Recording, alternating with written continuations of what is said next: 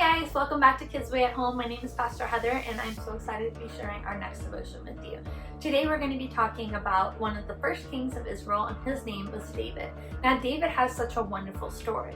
Now Samuel was a prophet we talked about a little bit yesterday. Samuel became the one that anointed the first kings of Israel, including King Saul, the very first king.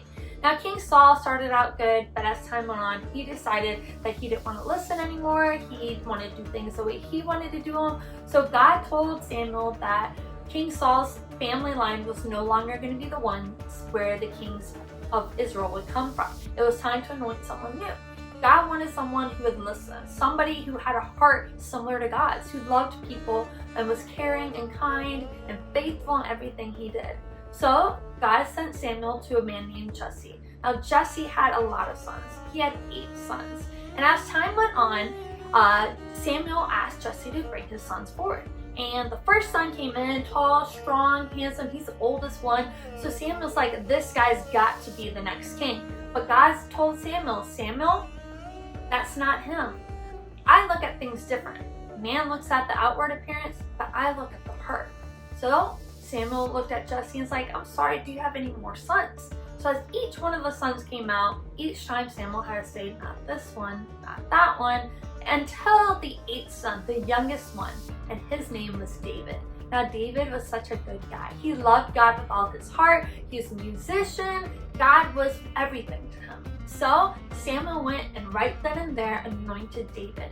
Now David still had some time before he would become king, and some stuff had to happen first.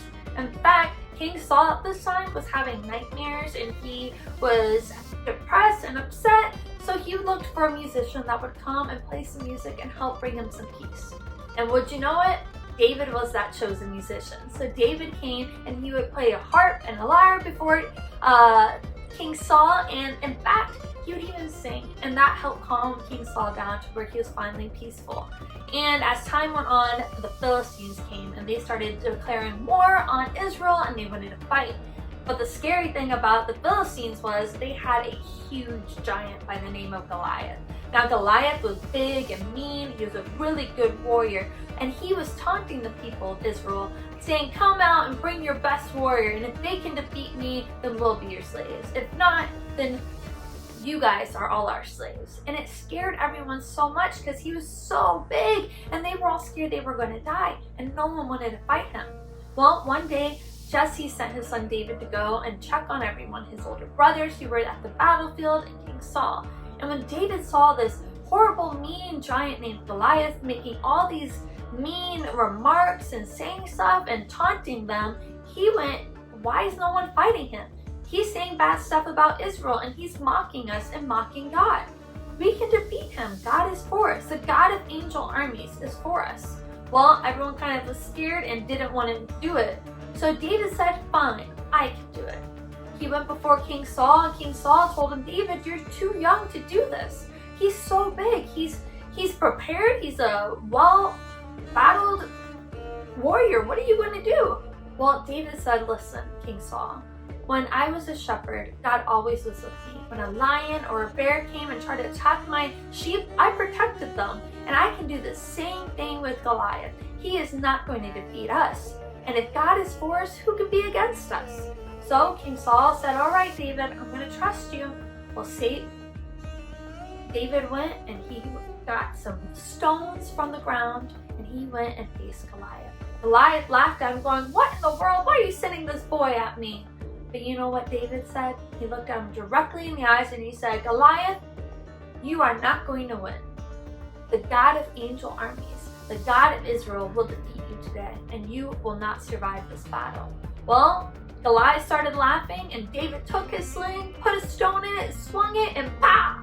He went and defeated Goliath. He killed him and saved all of Israel. And what's so amazing is David, with all of these big scary things facing him, lions and bears and Goliath, he never gave up. He still worshiped God.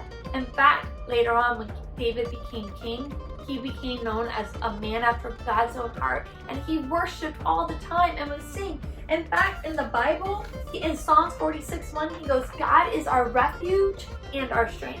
So what do we have to fear? God's our refuge and our strength. He'll always protect us. And in 1 Samuel 6:14, Samuel says, "And David danced before the Lord with all his might." So boys and girls, can't we do the same when things are scary? We can give joy to God and give praise because God is always with us and He will always protect us, so we don't have to be scared. So that's my challenge for us today.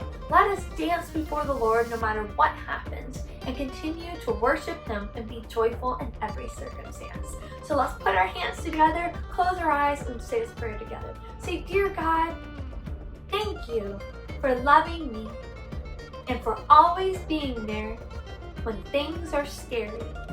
Help me to keep a joyful heart no matter what happens to me today.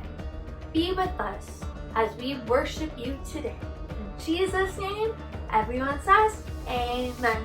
Thank you guys for joining us and hope to see you guys later. Bye.